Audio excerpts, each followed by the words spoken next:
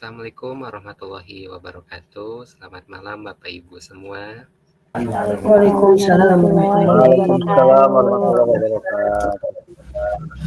Alhamdulillah pada kesempatan hari ini di hari Jumat tanggal 22 September 2023 kita bisa bertemu kembali di episode 5 Grup Belajar dan Berbagi, yaitu ruang diskusi rencana penanganan siswa terhambat dan berprestasi, yang insya Allah menjadi bahan diskusi kita.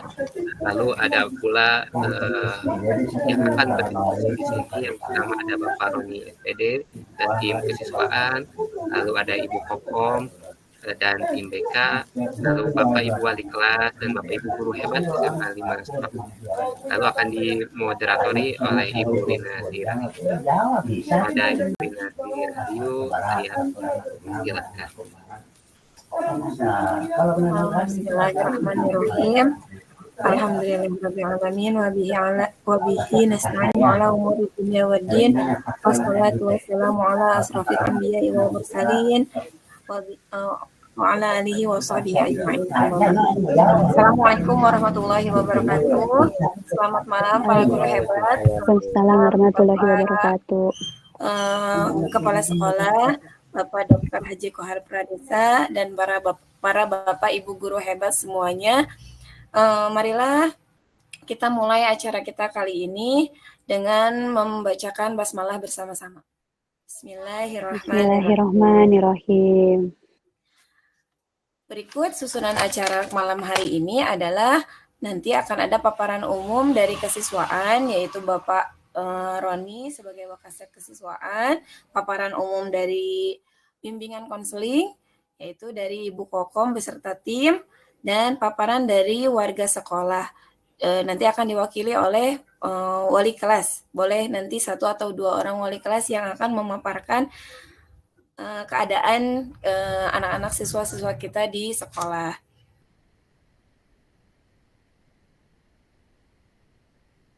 Baiklah.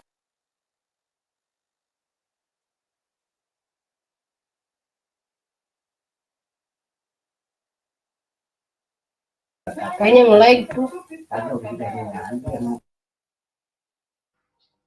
Bapak Roni sudah hadir?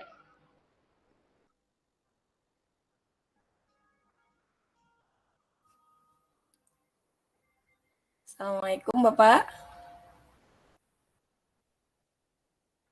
Bapak Roni, sudah siap Bapak? Waalaikumsalam.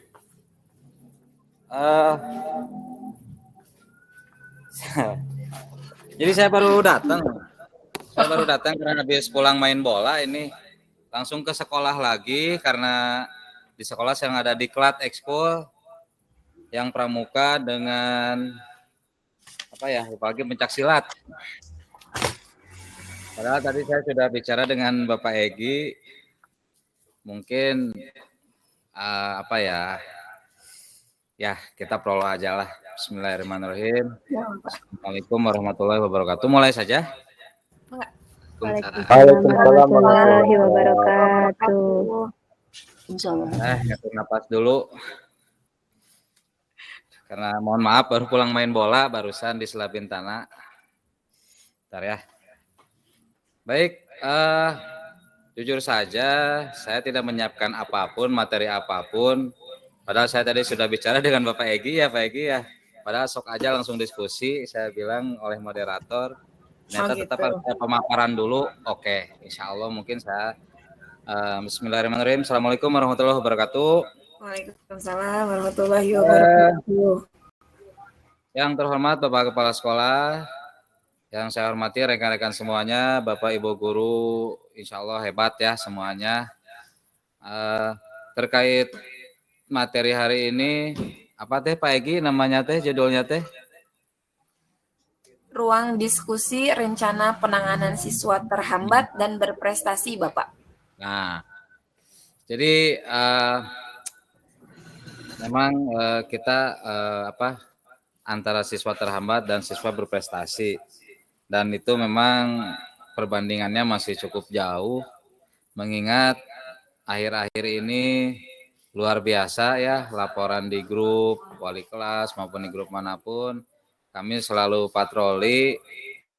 Alhamdulillah staf-staf saya juga Pak Ahmad, Pak Dery, Pak Rudi, Bu Ica, Bu Jenny, Bu Reni, sering patroli gitu kan. Dan yang terjadi sekarang begitu masifnya siswa yang loncat pagar, merokok di lingkungan sekolah gitu kan, merusak fasilitas sekolah demi meloncat pagar, itu kan di situ udah luar biasa masifnya, dan banyak terjadi kehilangan barang atau apapun, bisa jadi dari keteledoran, bisa jadi memang ada kesengajaan untuk mengambil barang orang lain. Tentu ini sebuah pekerjaan PR ya, PR bagi saya pribadi sebagai wakase kesiswaan. Dari kemarin saya pun berpikir ini apa solusinya, makanya di sini mungkin karena tadi judulnya ruang diskusi, mari kita diskusi bersama-sama. Data siswa kesayangan pun masih luar biasa banyak tiap harinya gitu kan, sampai saya pernah baca dari guru piket, tah mangga nyanggakeun cenah kan gitunya. Kumaha deui disanggakeun ge ka abdi gitu. Akan bagaimana lagi. Nah, mungkin lebih spesifiknya antara siswa terhambat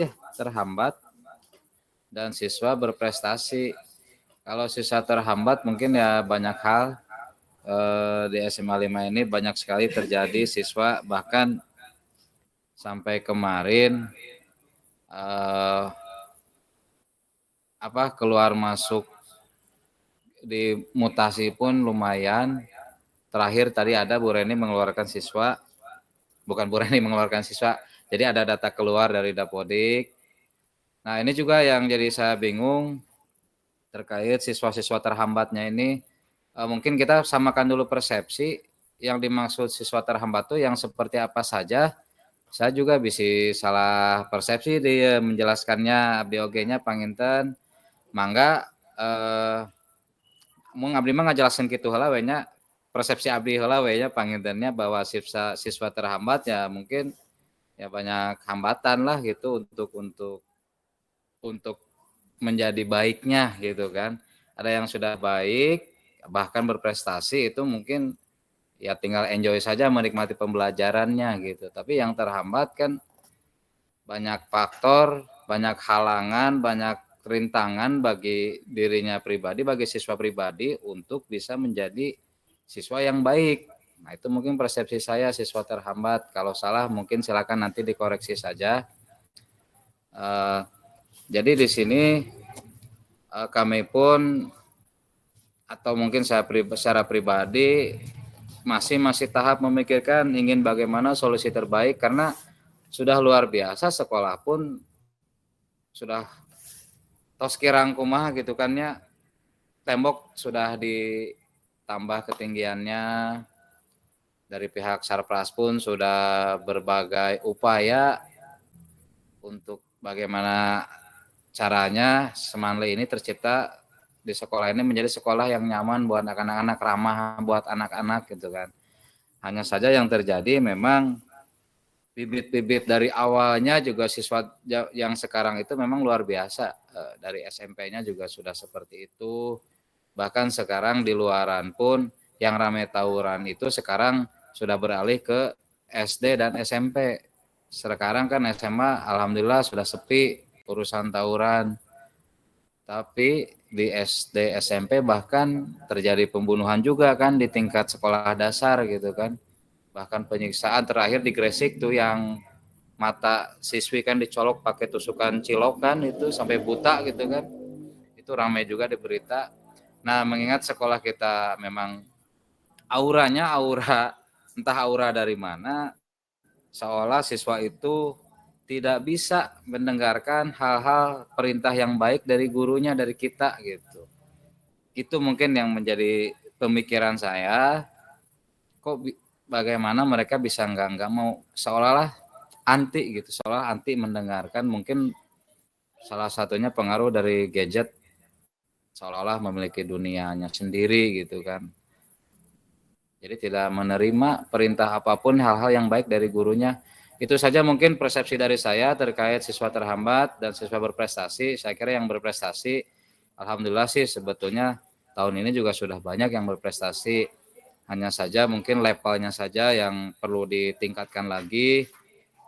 Disebut berprestasi paling tidak ada hasilnya apa yang diperjuangkan oleh anak-anak kita.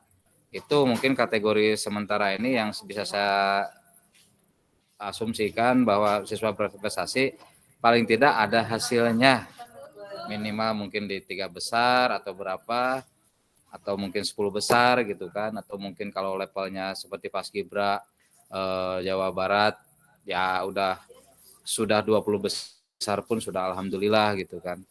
Nah ini itulah persepsi saya. Kalau memang salah mohon koreksi, karena di sini saya bukan narasumber, di sini pun saya sebagai yang mencari sumber gitu.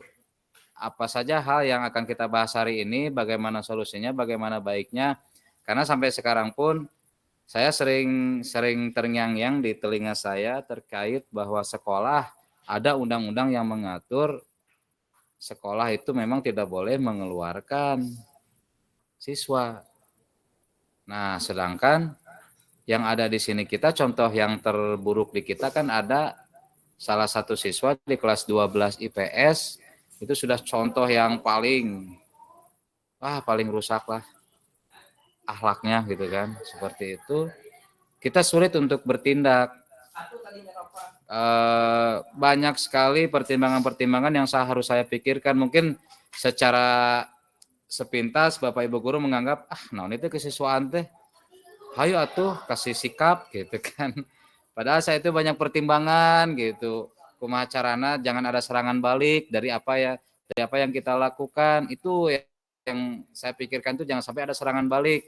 Karena kan serangan balik itu selalu ada fasilitatornya nih di dalam. Itu yang bingung jadi buat saya pribadi. Selalu ada fasilitatornya gitu. Walau alam lah entah siapapun. Saya tidak mau mencari tahu, tapi kadang selalu saja ada fasilitatornya dari dalam gitu kan. Akhirnya saya pun berpikir panjang ketika saya harus kira-kira anak ini keluar nih, akan bagaimana efeknya itu yang selalu saya pikirkan. Saya berpikir panjang gitu. Mungkin sepintas Bapak Ibu guru menganggap saya tidak berani bersikap gitu. Ayo we kitu deui budak teh geus boga budak teh kasebeuleun gitu kan. Seperti itu kan. Intinya saya banyak pertimbangan harus bagaimana memutuskannya, karena ketika situasi harus memberikan keputusan di situ, bahkan kalau sudah saya pribadi saya bingung nanya ke siapa lagi gitu kan, saya yang harus memutuskan gitu kan. Ya akhirnya saya berpikir seperti itu, berpikir eksesnya, efeknya setelah ini terjadi akan bagaimana, itu yang saya pikirkan gitu. Saya tidak ingin berpikir pendek, saya harus sebulan budak keluarkan, saya nggak mau seperti itu juga.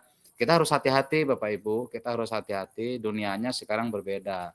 Apalagi ini tahun politik, banyak kepentingan ini itulah pangintennya. Kalau dari saya mungkin seperti itu. Mohon koreksi bila saya salah. Terima kasih. Hanya itu saja yang bisa saya berikan. Pemaparan dari saya, mohon maaf atas segala kekurangan dari saya. Wabillahi taufiq wal hidayah. Wassalamualaikum warahmatullahi wabarakatuh. Waalaikumsalam warahmatullahi wabarakatuh.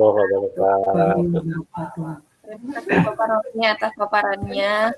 Selanjutnya kita dengarkan dulu paparan dari BK, mungkin supaya nanti ada gambaran. Kalau tadi gambaran dari Pak Roni bagaimana yang dimaksud dengan siswa terhambatnya dan siswa berprestasinya. Sekarang kita dengarkan dulu pemaparan dari bimbingan konseling, bahwa siswa terhambat itu selain yang tadi disebutkan, mungkin apakah ada lagi yang lainnya atau mungkin lebih dispesifikkan lagi bagaimana seperti itu. Sekarang waktu dan tempat kita silakan kepada Ibu Kokom. Silakan Ibu. Assalamualaikum, terdengar suara saya? Terdengar? Ya.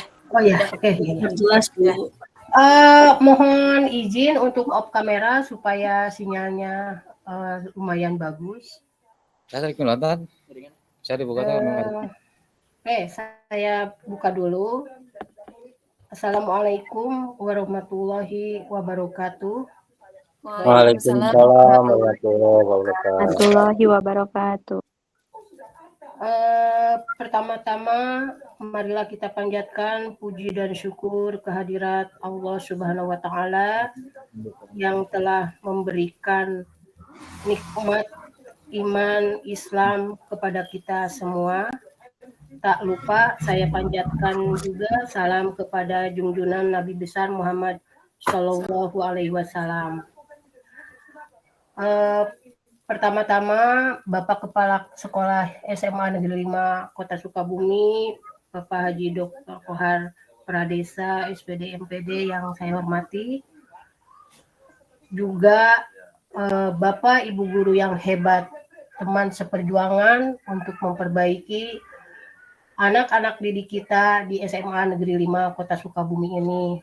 Semoga jerih, payah, lelah, keringat yang sudah Bapak Ibu keluarkan demi mencetak generasi penerus bangsa yang lahir dari SMA Negeri 5 menjadi penerus-penerus yang hebat seperti Bapak Ibu guru yang ada di SMA Negeri 5 Kota Sukabumi ini.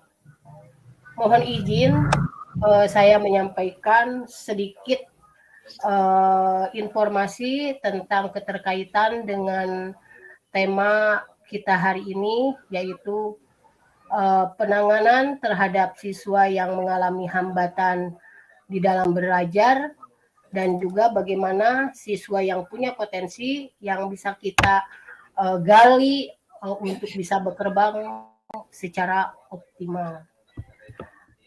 Sebelumnya saya izin share dulu untuk materinya.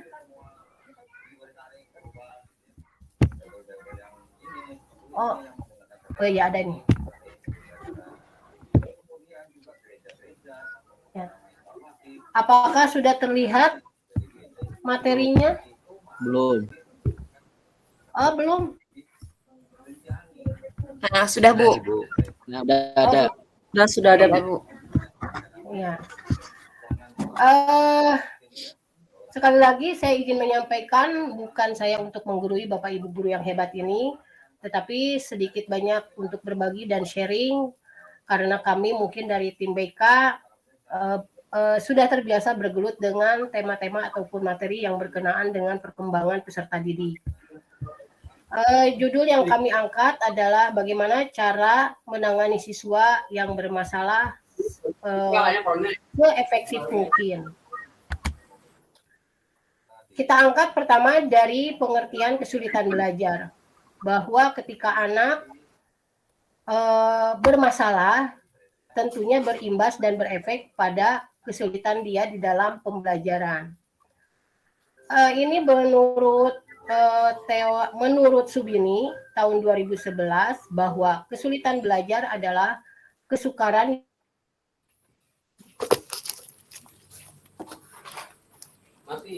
yang dialami oleh peserta didik. Bentuk kesulitan belajarnya bisa seperti dalam beraktivitas, mendengarkan, berbicara, membaca, menulis, menalar, dan menghitung. Kemudian ada lagi menurut Rohmah 2015 bahwa kesulitan belajar adalah peserta didik yang tidak dapat belajar dengan wajar dan berbeda dengan teman-teman yang lainnya.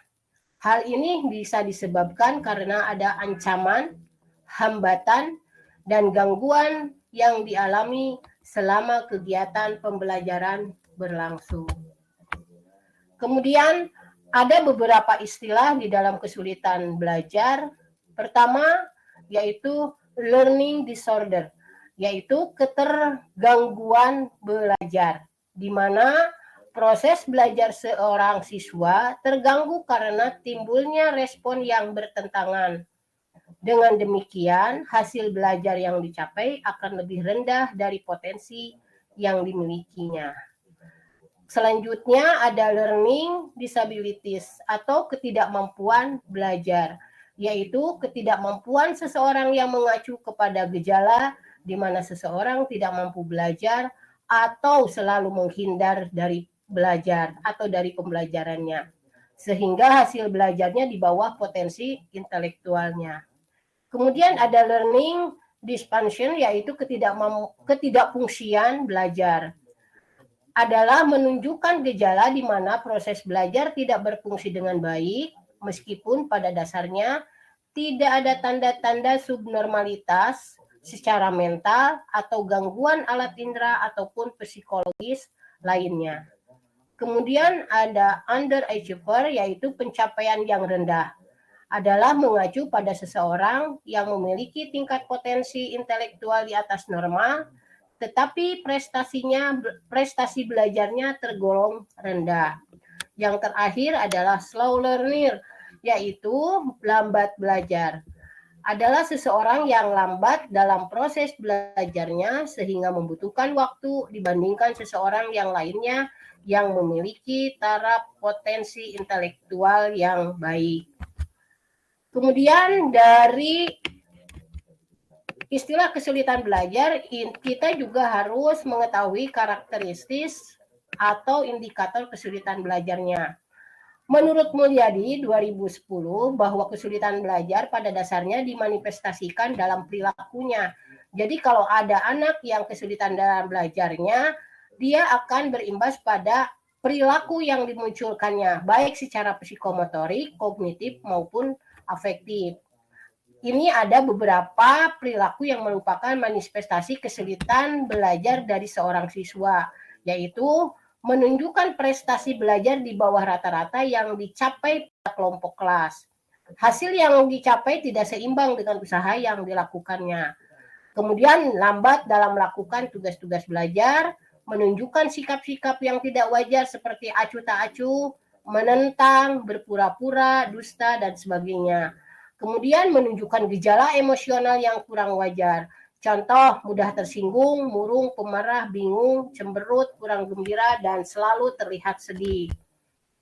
Kemudian ada jenis-jenis kesulitan belajar.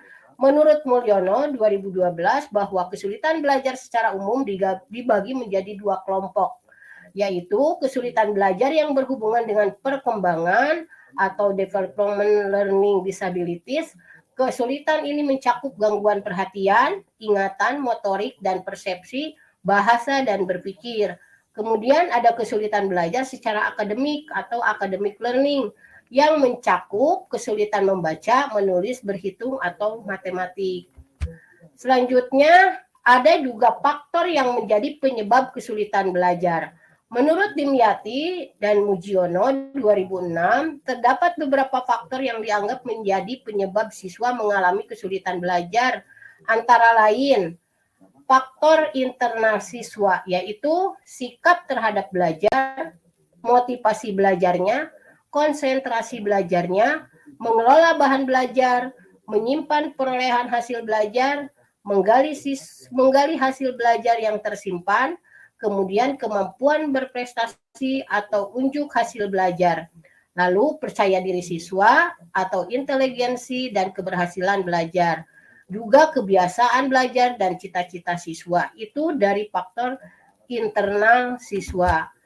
Kemudian dari faktor eksternal siswa, yaitu di mana adalah guru sebagai pembina siswa di dalam pembelajaran. Ada sarana dan prasarana pembelajaran. Kemudian kebijakan penilaian, lingkungan sosial siswa bersekolah, lalu kurikulum sekolah. Itu yang merupakan faktor eksternal siswa di dalam kesulitan belajar seorang siswa. Selanjutnya, berbagai macam kondisi dan tipe murid berikut sejumlah tipe-tipenya, yaitu anak yang mengalami kesulitan belajar selalu kerap membuat onar, tipe pembangkang, dan cenderung tidak disiplin. Nah, ketika kita menghadapi siswa yang berkelakuan negatif, apa yang harus dilakukan oleh seorang guru adalah satu, dekat dengan murid atau siswa. Jadi membangun kepercayaan. Kemudian kita ceritakan kalau kita dan orang tuanya punya harapan besar terhadap hidup kelanjutan dari siswa tersebut. Yang terakhir, tak lupa kita juga harus memperkenalkan kesuksesan orang-orang yang sekarang menjadi bisa tokoh atau bahkan sejarah kita sampai hari ini bisa menjadi guru, bagaimana perjuangannya. Itu adalah salah satu saran kepada siswa yang mempunyai atau berkelakuan negatif di dalam kesulitan belajarnya. Kemudian juga kerap terjadinya kesulitan belajar siswa itu karena cenderung ada suka pihak dari orang tua ataupun guru membanding-bandingkan antara siswa tersebut dengan siswa yang lainnya. Maka kita harus memberi pengertian kepada orang tua bahwa setiap anak itu punya talenta dan karakteristik masing-masing. Nah, mungkin itu terakhir, Burung Nuri, Burung Cendrawasih, hatur nuhun dan terima kasih. Bangga Pak Egi dilanjutkan atau saya kembalikan lagi ke moderator Bu Rina ya.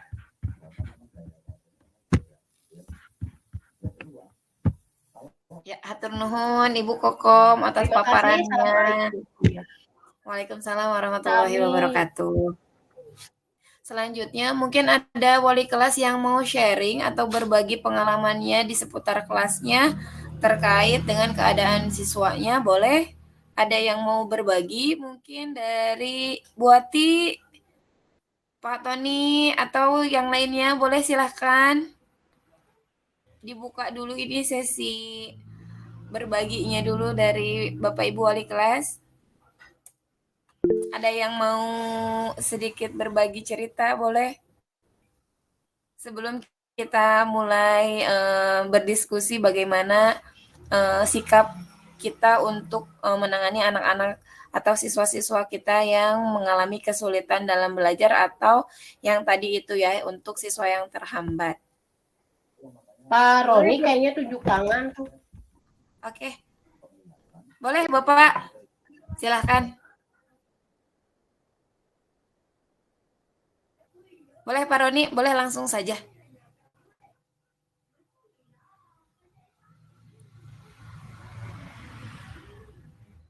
Halo, Assalamualaikum Pak Roni, terdengar?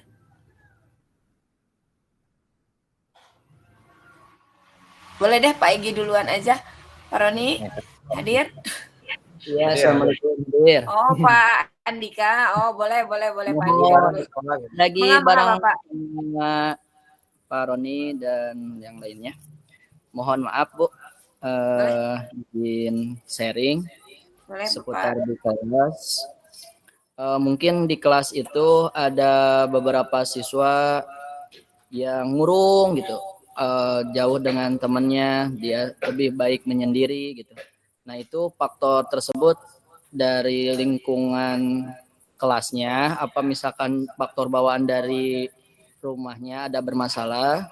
Nah cara penanganannya seperti apa? Terus ada juga anak itu susah dikondisikan, keluar terus misalkan, terus jalan-jalan di sekitar kelasnya gitu. Nah itu cara penanganannya mau seperti apa, alangkah baiknya untuk siswa kalau ada yang seperti itu. Terima kasih. Assalamualaikum warahmatullahi wabarakatuh. Waalaikumsalam Warahmatullahi wabarakatuh. Langsung dijawab atau bagaimana, Bu Rina? Bagaimana forum, boleh? Mau dijawab langsung dulu sama Ibu Koko, enggak Bu, Ibu? Nanti kita langsung lanjut ke yang lainnya. Oke, terima kasih Pak Andika atas pertanyaannya. Saya izin menjawab. Seperti yang tadi saya sampaikan, ketika ada siswa yang menunjukkan gejala-gejala atau yang lebih jelasnya anak bermasalah itu berarti ada kesulitan di dalam dia belajar. Nah, kesulitannya itu harus dipahami apakah dari faktor intern atau faktor ekstern. Nah, untuk mengetahui kan kalau anak murung, anak berontak, anak pembangkang, anak melawan itu kan dampak dari dia kesulitan untuk belajar di kelas itu ya, yang perlu digarisbawahi. Nah, dari kesulitan belajar dia sehingga berefek pada perilakunya, itu ada 2 faktor yang mengakibatkan anak tersebut berperilaku seperti itu. Dari internal dan dari eksternal. Nah, untuk mengetahui apakah faktor eksternal dan internal itu, maka mungkin Pak Andika sebagai wali kelas ataupun Bapak Ibu guru yang lain yang hebat-hebat harus tadi yang saya sampaikan di slide PowerPoint-nya bahwa harus ada pendekatan yang dilakukan oleh kita sebagai guru. Bagaimana kita akan tahu bahwa anak tersebut berperilaku negatif karena dia kesulitan belajar yang disebabkan oleh faktor eksternal atau internal, kita tidak akan bisa menebak seandainya hanya berpraduga saja. Tapi ketika kita melakukan pendekatan, mengajak bicara dari hati ke hati, maka akan tahu, oh ternyata anak ini murung terus, dia bercerita ada masalah di rumahnya. Entah itu orang tuanya bercerai, ataupun berantem, ataupun masalah keuangan. Nah, kalau kita sebagai guru hanya melihat dari efek atau dampak yang terlihat secara kasarnya, tentu kita tidak akan tahu anak ini kenapa sih murung terus. Kan kalau kelihatan dari luar murung teh, biasanya kalau anak-anak remaja putus dari pacarnya mungkin, atau lagi nggak punya duit, kan praduganya seperti itu ya. Nah, kita harus masuk ke anak dengan cara melakukan pendekatan secara personal dengan bicara dari hati ke hati atau digali apa yang menjadi penyebab anak tersebut terlihat murung. Nah, itu mungkin Pak Andika yang bisa saya sampaikan. Sebenarnya itu mungkin tanpa disadari sering juga dilakukan oleh Bapak Ibu guru, ya.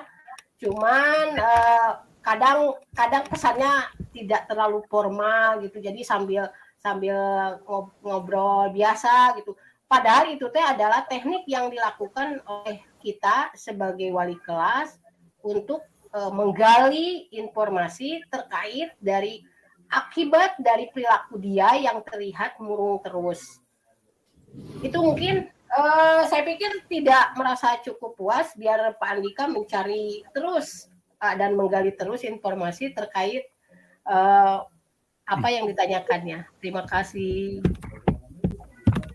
Ya, terima kasih Ibu Kokom atas pemaparannya. Mungkin ada tambahan atau pemaparan lain dari Pak Egi, boleh Pak Egi? Siap Ibu, terima kasih Ibu. Mungkin izin itu aja Bu ya. Mohon maaf juga ke Pak Roni, betul tadi seperti yang diobrolkan ya Pak ya. Tadinya mau sistem diskusi, tapi mungkin ada 1-2 hal yang ingin Bapak sampaikan begitu. Lalu tentang terhambat di sini, karena kita mencoba untuk sebaik mungkin tidak menggunakan konotasi negatif begitu Pak. Jadi kita ambilnya terhambat begitu. Tapi maksudnya itu mungkin sama seperti yang Pak Roni tadi paparkan di awal begitu. Mungkin itu saja Ibu yang ingin disampaikan. Tambahan ya jadinya Pak Egi ya untuk penjelasan kata terhambatnya ini ya. Oke, boleh. Selanjutnya masih ada yang mengangkat tangannya. Bu Anissa, boleh? Bu Anissa dulu atau Bu Reni dulu, boleh? Mangga. Assalamualaikum warahmatullahi wabarakatuh. Waalaikumsalam warahmatullahi wabarakatuh. Terima kasih Bapak Ibu atas kesempatannya. Ada beberapa hal yang ingin saya tanyakan juga gitu ke Bu Kokom dan sharing ke guru-guru yang lainnya gitu mengenai tadi apa yang sudah dipaparkan oleh Ibu Kokom mengenai siswa yang mengalami keterlambatan belajar gitu. Contohnya ada siswa yang kesulitan belajar, gangguan perkembangan.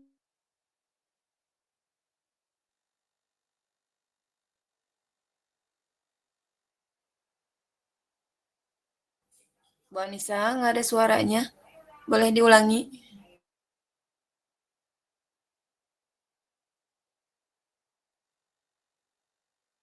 kan sebagai siswa berkebutuhan khusus gitu. Sedangkan kan kita sendiri di Semanwi mungkin bukan sekolah yang inklusi gitu. Atau masih terbatas gitu pengetahuannya mengenai penanganan siswa yang berkebutuhan khusus ini gitu. Kadang saya pribadi suka bingung harus bagaimana gitu menyikapi siswa yang seperti ini gitu. Bahkan lebih ke kasihan gitu karena mereka ada di antara siswa-siswa yang reguler gitu. Jadi mungkin minta sharingnya itu harus seperti apa kami di kelas dan harus bagaimana. Mungkin ada apa? Ada pelatihan-pelatihan atau sharing mengenai bagaimana menghadapi siswa-siswa yang seperti ini atau siswa yang berkebutuhan khusus gitu. Mungkin itu saja. Terima kasih. Assalamualaikum. Waalaikumsalam warahmatullahi wabarakatuh. Warahmatullahi Ibu Kokom, wabarakatuh. mau langsung dijawab atau mau ke Bu Reni dulu? Iya. Boleh. Coba tadi itu yang ditanyakannya tuh tentang kesulitan belajar dalam hal apa ya? Tadi siswa agak berkebutuhan kolot khusus suaranya nih. ya. Yang tadi saya dengar terakhir itu adalah bagaimana penanganan untuk siswa berkebutuhan khusus, karena kan kita terutama sebagai guru belum punya pelatih Iya. Tadi itu ya Bu Anis ya, lebih ke untuk siswa berkebutuhan khusus penanganan. Iya Bu. Ya. Tanyakan Bu, kayak kita kan sekolahnya bukan sekolah inklusi gitu, Ya. jadi pendidikan atau pengetahuan mengenai menghadapi siswa yang berkebutuhan khusus ini masih minim gitu. Jadi harus seperti apa? Kadang kita suka ngerasa kasihan juga untuk siswa yang seperti ini di antara siswa-siswa yang reguler gitu, seperti itu Bu. Terima kasih. Oke, terima kasih atas pertanyaannya. Saya coba jawab aja langsung ya biar tidak lupa itu mumpung. Atau nanti dari teman BK yang lain yang kebetulan ikut gabung juga boleh menambahkan. Oke, Bu Anissa, izin saya menyampaikan bahwa sekolah kita adalah memang sekolah umum di mana tenaga personil BK-nya memang tidak dilatih secara khusus untuk penanganan anak-anak yang mengalami kesulitan dalam belajar. Terutama mungkin ada beberapa tipe-tipe kesulitan belajar yang tadi tertera di slide PPT. Nah, di awal pada saat kita PPDB, kemarin juga ada kasus ya, kalau tidak salah Pak Roni, ada anak yang mendapat mendapat memo bahwa anak tersebut mengalami kesulitan belajar tipe apa gitu waktu itu tuh, saya lupa. Nah, kita sudah berupaya untuk menyampaikan ke orang tua bahwa sekolah kita sekolah umum yang ketika anak nanti tidak bisa mengikuti pembelajaran. Ini jawaban pertama dulu ya, karena ada alternatif jawaban yang lain. Sekolah kita adalah sekolah umum, ketika anak tidak bisa mengikuti pembelajaran, maka mungkin nanti ada informasi atau pemberitahuan kepada orang tua terkait perkembangan pembelajaran anak tersebut di sekolah kita. Itu sudah di awal disampaikan. Tapi ketika orang tua bersikukuh pengen mendaftarkan anaknya di sekolah kita juga kan tidak boleh juga menolak gitu. Bisa-bisa nanti kita didemo gitu ya. Nah, kita terima aja dulu dan kita lihat bagaimana perkembangan anak tersebut. Itu satu. Kemudian yang kedua, di beberapa sekolah yang secara khusus memang sudah menerapkan sekolah inklusi. Mereka guru-guru terutama guru BK itu ada yang sudah diberikan pelatihan khusus untuk penanganan anak-anak yang mengalami kesulitan belajar dengan beberapa tipe yang tadi dimunculkan. Nah, itu dilatih. Nah, untuk sekolah kita bagaimana, Bu? Sedangkan kan mungkin kita tidak termasuk kategori sekolah inklusi. Nah, ini kalau menurut informasi yang pernah saya dengar dan saya baca, ketika sekolah umum, karena di PPDB pun ada kalau tidak salah ada persentase ya yang untuk anak ini gitu ya, yang contoh gini, afirmasi, kemudian jalur rapot, jalur SKTM, nah itu kan ada, tapi untuk sekolah umum mungkin presentasinya tidak banyak gitu, 1 atau 2. Nah, dari informasi yang pernah saya dapatkan dari sumber langsung di bidang tentang sekolah inklusi ini, bahwa ketika sekolah umum menerima siswa yang notabene berkondisikan mengalami kesulitan belajar seperti yang tertera di slide itu, maka sekolah harus punya kebijakan di dalam menerapkan kurikulumnya. Apa? KKM-nya tidak disamakan dengan anak-anak reguler pada umumnya. Itu yang saya dengar. Jadi kalau misalnya sekolah kita nggak siap dengan menerapkan hal seperti itu, maka mungkin kita bisa menyampaikan kepada orang tuanya dengan sebaik-baiknya supaya orang tua juga memahami, karena kalaupun dipaksakan mungkin tidak akan baik bagi anaknya. Soalnya kenapa saya bisa bicara seperti ini, juga sudah ada 1-2 kasus anak yang mengalami kesulitan belajar karena kondisi tertentu sehingga banyak menimbulkan masalah di kelasnya. Kemudian disampaikanlah kepada orang tuanya sampai anaknya itu dipindahkan ke sekolah SMA 1. Ada 1 orang. Kemudian yang perempuan, karena orang tuanya mengalami kondisi ekonomi yang kurang bagus, sementara dari sekolah kita sudah tidak bisa mengarahkan anak itu menjadi anak yang seperti mungkin reguler.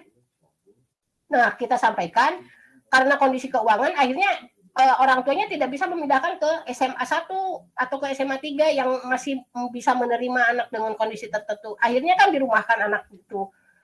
Itu 3 tahun yang lalu ya kalau nggak salah, tahun kemarin tuh lulus kalau dia belajar normal. Jadi itu mungkin Bu Anissa, jadi ada dua pilihan jawaban. Yang kedua mungkin sekolah harus menerapkan kurikulum. Maksudnya kurikulumnya bukan secara total, tapi menetapkan KKM untuk anak-anak yang punya kesulitan belajar dengan kondisi tertentu. Itu. Ya, mudah-mudahan jawabannya bisa sedikit mencerahkan Bu Anissa. Terima kasih. Terima kasih Ibu Kokom. Bagaimana Bu Anissa? Boleh dikasih tanggapan dulu? Siap Bu, terima kasih banyak Bu atas jawabannya. Mungkin itu sedikit menjawab juga Bu. Mungkin kalau keresahannya itu sebenarnya kalau kami dari guru bisa memaklumi, cuman kadang suka kasihan aja di kelasnya, mungkin gak ada teman atau hal-hal lainnya seperti itu. Terima kasih. Ya betul, pastinya juga kita melihat dan mungkin dari segi lingkungan ya, dari pergaulan dia tidak punya teman, terus ya mungkin tugas-tugas tidak banyak yang tuntas gitu. Ya kalau perbandingannya untuk tugas mungkin kalau anak yang normal 10 tugasnya, kalau dia cuma 1 aja. Mau nulis aja udah ada nilainya seperti itu. Iya Bu, siap Bu. Terima kasih banyak Bu Kokom. Oke, sama-sama Bu Anissa. Baik, selanjutnya yang dari tadi sudah angkat tangan, boleh Ibu Reni? Siap. Oke, ada suaranya Reni Bu, terdengar? Ada Bu, jelas. Ada. Bismillahirrahmanirrahim. Assalamualaikum warahmatullahi wabarakatuh. Waalaikumsalam warahmatullahi wabarakatuh. Langsung saja mungkin ya, mohon izin semuanya. Kalau dari Reni, ini seru ya masalah siswa ya. Kalau Reni mungkin sharing saja sih. Sharing berbagi lah ya pengalaman Reni gitu kan. Yang 1 tahun mau kedua ini sebagai wali kelas di SMA 5. Awal-awalnya sih nggak beda jauh ya dengan karakternya mungkin ya, anak-anak pada umumnya SMA, SMK sama gitu kan. Cuman berbeda itu karena hanya situasi dan kondisinya. Kalau SMK mah rada keras, kalau SMA mah unyu-unyu. Kadang saya awal-awal pertama jadi wali kelas gitu kan ditunjuk. Ini cerita saja Bu, Bapak Ibu awalnya gitu kan ya. Sebelum saya masuk ke kelas, terus ada apa ya kayak tes dulu ya. Kalau saya kan lihat dulu karakter anak ya. Kalau SMA itu kayak gimana sih gitu kan? Apakah sama dengan SMK kondisinya? Dalam artian background keluarganya. Dan alhamdulillah sih dari 40 siswa waktu itu pas kelas 10 PPDB itu hampir 80% anak itu berangkat dari keluarganya dulu gitu kan ya. Satu, komunikasi yang kurang baik dengan keluarganya. Kedua, ada yang memang broken home, anak yang tinggal kadang dengan bapaknya, dengan ibunya. Saya belum diagnostik ke mapalnya sih, karena kemarin kan saya mapalnya informatika. Hanya pengen tahu dulu aja gitu kan, basicnya seperti apa gitu kalau di SMA. Ya alhamdulillah 80% anak memang berangkat semua pasti kondisi dari rumahnya masing-masing dulu gitu kan. Dan kalau saya yakini adalah setiap wali kelas pasti akan berlaku yang terbaik lah buat anak didiknya gitu kan ya. Apalagi wali kelas itu kan satu kepala untuk memikirkan 41 karakter anak gitu kan. Berangkat 1 tahun kemudian dan di kelas 11 pun saya masih alhamdulillah dipercaya gitu kan ya oleh orang tua siswa kelas 11 IPS 6 membimbing anak-anaknya karena memang pelayanan mungkinnya yang orang tua inginkan itu pelayanan terbaik. Karena kalau untuk pembelajaran kayaknya agak sedikit mereka pun paham karena ketika anak pulang ke rumah yang mereka pegang bukan buku, saya yakin adalah HP gitu kan. Dari pulang sekolah sampai subuh sampai pagi kayaknya mereka lebih cenderung ke HP dan lebih murung di kamarnya. Jadi komunikasi nggak ada gitu kan. Entah orang tuanya yang memang kurang ngobrol bagaimana nggak tahu lah pokoknya.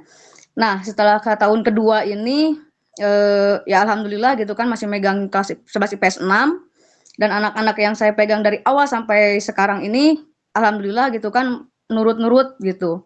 Cuman ya sekarang ini ada temuan yang sangat baru yaitu ketika kelas 11 ada siswa pindahan nih. Pindahan itu kan pasti karakternya saya tidak terbaca dari awal.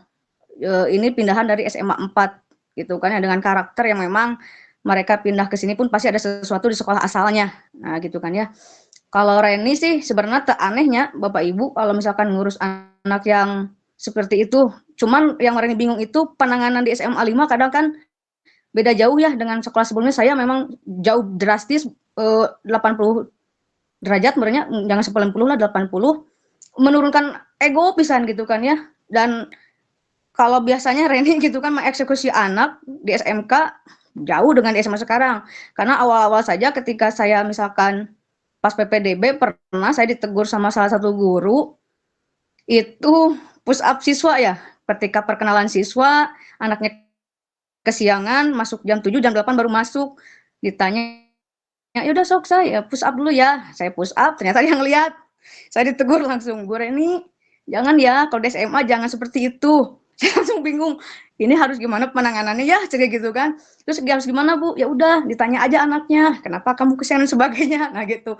Termasuk sampai sekarang pun saya nggak terlalu ekstrim ke anak yang pindahan ini. Sebenarnya ini udah berapa kali dipanggil sama saya gitu kan orang tua siswanya. Dan memang orang tua siswa pun mengakui bahwa anaknya ketika keluar dari sekolah asal pun karena dia berantem dengan guru gitu kan, saya kaget juga, waduh anak sudah berantem dengan guru sebenarnya sudah nggak wajar gitu kan ya, berarti ada sesuatu karakter di rumahnya betul gitu kan. Malah bapaknya ketiga kali dipanggil itu, saya terus capek Bu, cenah semurang kali abdi cenah gitu kan, kedah kumaha bingung lah hari bapak cenah bapak mah hiji terus bingung abdi 40 hiji kadang nguruskeun anak-anak bapak di sekolahan gitu kan gitunya. Jadi kadang orang tua pun sudah ngeluh dengan anak satu bapak ibu gitu kan, hari kita wali kelas harus 41-nya diurusi gitu kan ya dengan problema anak karakternya masing-masing berbeda gitu kan. Dan terus yang Reni suka senyum itu adalah kenakalan anak SMA 5 juga memang agak aneh ya. Kadang aya nu ngarokok sudah biasa, terus panjat tebing juga asa aneh gitu kan ya. Terus sampai ngerusak sarana dan prasarana di sekolahan gitu kan. Dan memang entah apa yang mereka cari gitu. Jadi pengalaman Reni selama 2 tahun ini ya untuk di Semanli sih sebenarnya agak medium ya dibandingkan sekolah sebelumnya gitu. Penanganannya cuman hanya bingung tuh eksekusinya gitu Bapak Ibu ya. Kadang sekali, 2 kali, 3 kali harus tetap diselamatkan kata Pak Roni tadi kan di awal. Kita harus tahu dulu gitu kan ketika anak dikeluarkan seperti apa feedbacknya, terus siapa yang di belakang dan sebagainya. Jadi untuk di Semanli Reni ini hampir 2 tahun ya agak hati-hati gitu apalagi termasuk juga masalah data siswa gitu kan, siapa yang masuk, siapa yang keluar, terutama yang masuk itu kan ya seperti itulah gitu kondisinya gitu kan, apalagi ada yang wali kelas sampai nangis-nangis cerita karena anak yang masuk kelas 12-nya karakternya seperti ini dah. Kita kayak Reni nggak bisa ngapa-ngapain, hanya menjalankan tugas dan melaksanakan tugas itu aja sih. Jadi Bapak Ibu sharing dari Reni mah, semoga Bapak Ibu wali kelas tetap sabar dan istiqomah dan yakin memang nggak mudah. Saya juga belum menikah dan belum punya anak seperti apa, tapi ya membaca karakter anak itu unik-unik sebenarnya. Jadi saya mah ambil hikmahnya saja gitu kan, belajar untuk sabar dan tetap membimbing mereka. Mudah-mudahan bisa lulus dan kemudian hari mereka bisa menjadi sesuatu, itu saja sih. Masalah nakal mah yang pastinya karena mun teu nakal mah rame gitu kan sekolah teh gitu. Jadi lamun lempeng-lempeng we ge terame gitu.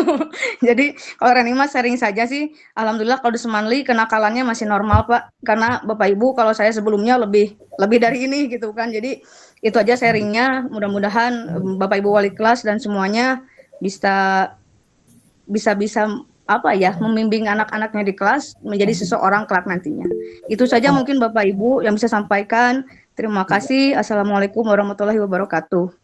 Waalaikumsalam warahmatullahi wabarakatuh. Terima kasih banyak Ibu Reni atas sharing-sharingnya dan pengalamannya. Selanjutnya boleh Ibu Fatrah. Iya baik, Assalamualaikum warahmatullahi wabarakatuh. Terima kasih Teh Rina. Waalaikumsalam warahmatullahi wabarakatuh. Iya, mungkin ini agak sedikit keluar dari tema kita, namun akan saya tanyakan karena yang menjadi narasumber kebetulan BK ya Ibu Kokom. Jadi yang akan saya tanyakan untuk kelas 10 dengan kurikulum Merdeka, sejauh ini dengan tidak masuknya BK, kalau untuk kelas saya pribadi, jadi tidak mengenal siapa BK-nya karena alhamdulillah sih untuk saat ini tidak ada masalah. Akan tetapi lebih baik gitu jika BK pun mengenal siswa saya. Apakah untuk Bu Kokom ada saran untuk yang kurikulum Merdeka karena nanti yang kelas 10 ini akan lanjut ke kelas 11. Terima kasih. Terima kasih. Saya jawab langsung ya. Boleh Bu. Iya. Terima kasih Bu Patra atas pengingatnya gitu. Sebenarnya mungkin jujur secara secara hati tuh ketika saya tidak diberi jam sudah langsung saya nggak akan kenal siswa. Itu yang pertama kali saya terngiang gitu. Kecuali mungkin kalau saya kan kelas 12 sekarang, kemarin kelas 10-nya masuk ya. Jadi agak kenal gitu.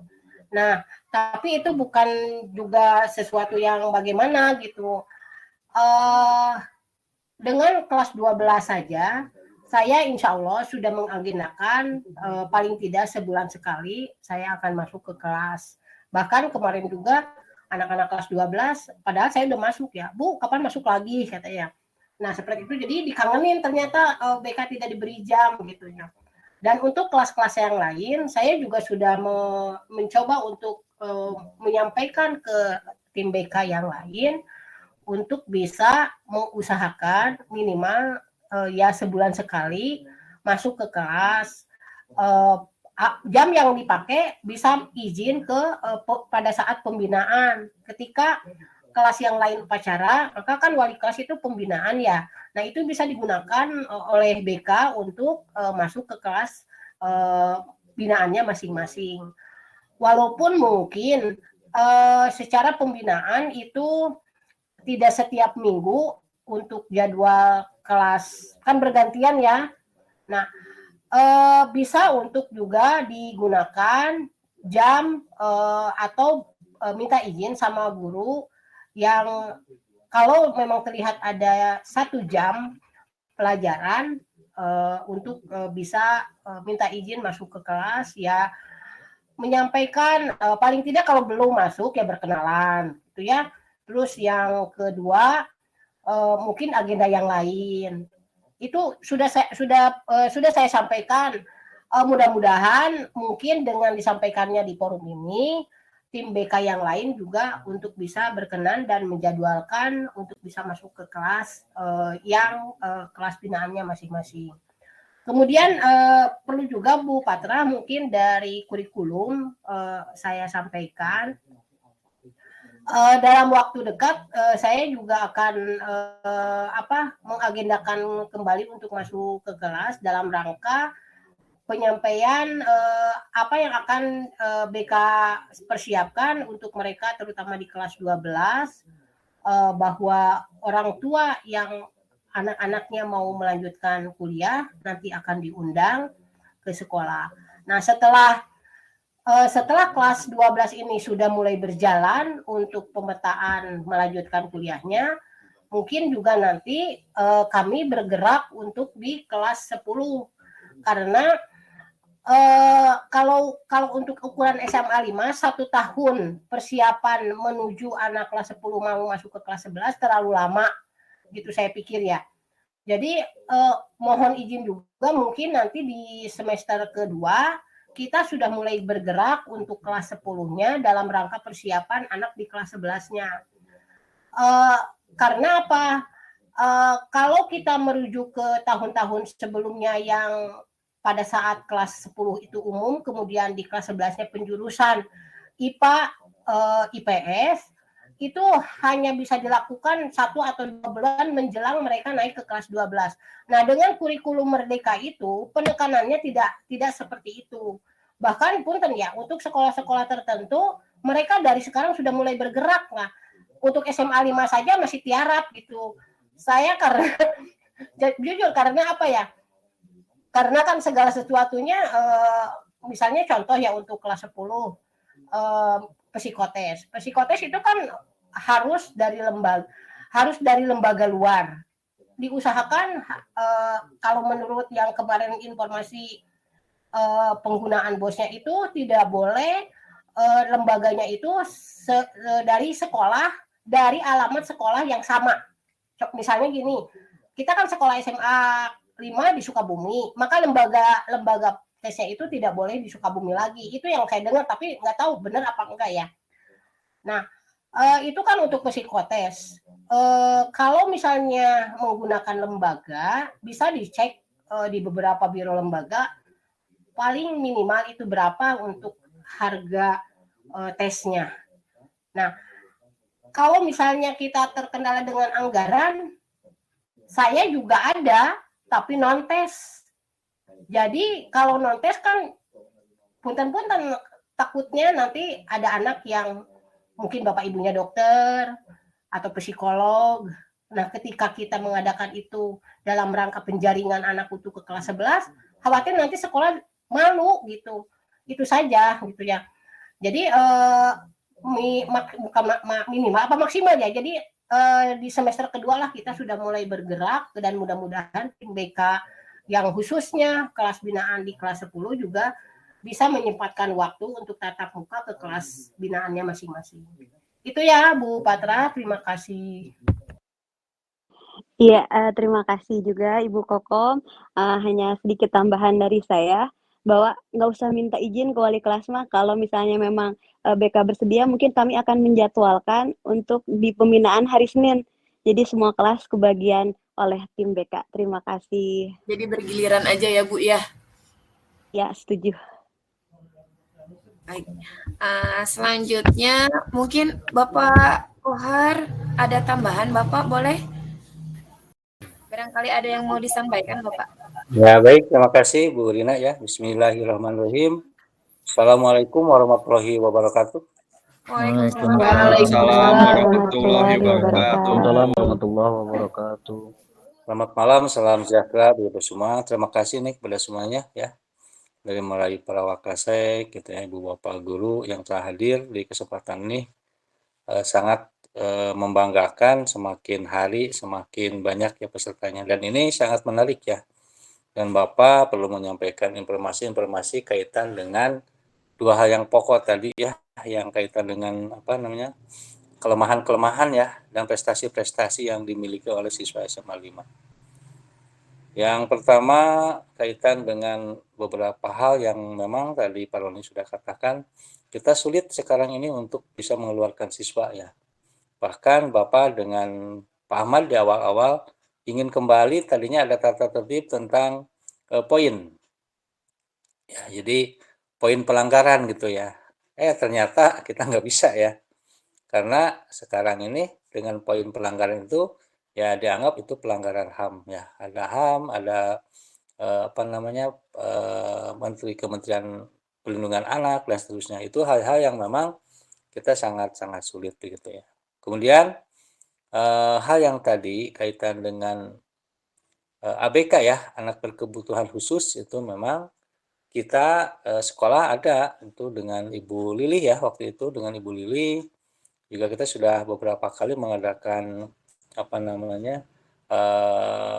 pelatihan diklat ya, dari ada yang di kementerian, ada yang dari Dinas Pendidikan Provinsi itu ya, kaitan dengan anak berkebutuhan khusus. Hanya beda, ada anak yang berkebutuhan khusus, ada anak yang memang tidak seharusnya di SMA gitu ya. Artinya begini, ketika memang tipe anak itu, siswa itu misalkan lambat belajarnya, apakah tipenya misalkan idiot, itu nggak bisa kita. Nah, yang dimaksud dengan anak berkebutuhan khusus di SMA itu adalah anak-anak yang memang pola pikirnya cerdas atau memang anaknya normal, tapi sisi fisik yang berbeda itu sebetulnya. Jadi harus anak berkebutuhan khusus itu bukan dilihat dari lambat belajarnya, tapi dari sisi fisik ada yang kurang, itu yang dimaksud dengan anak berkebutuhan khusus.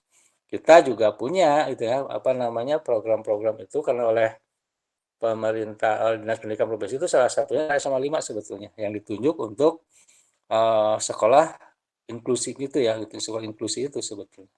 Akan tetapi yang sampai hari ini ya, dari hasil penjaringan dengan Ibu Lili itu tidak ada, kita tidak punya sekolah anak yang berkebutuhan khusus. Adapun yang tadi kata Ibu Nisa kaitan dengan anaknya yang minder, anaknya yang tidak bergaul, itu bukan tipe yang dimaksud dengan anak berkebutuhan khusus sebetulnya ya, gitu kan.